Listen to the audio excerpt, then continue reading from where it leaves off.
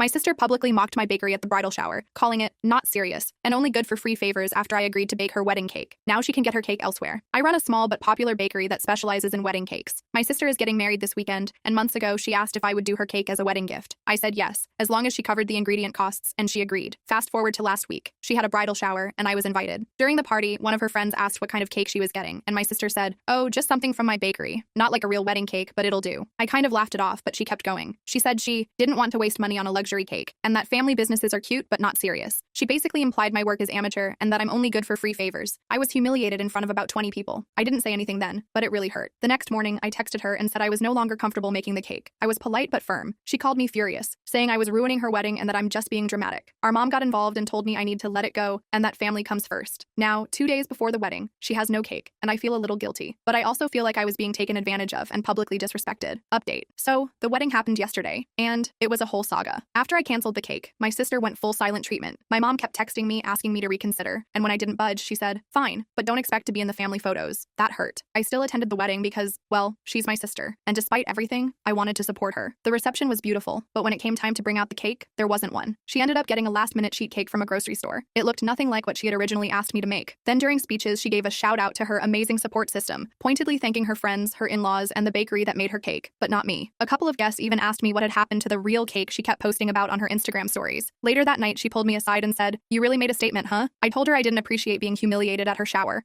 She rolled her eyes and said I was being overly sensitive and should have just been proud to be included. Now the rest of the family is split. Some think I stood up for myself, others think I was petty. I even got a DM from one of her bridesmaids saying, "It's just cake, not that deep." But honestly, watching her cut into a lopsided grocery cake after mocking my work did feel like karma. Still, part of me wonders if I should have just delivered the cake and had the moral high ground.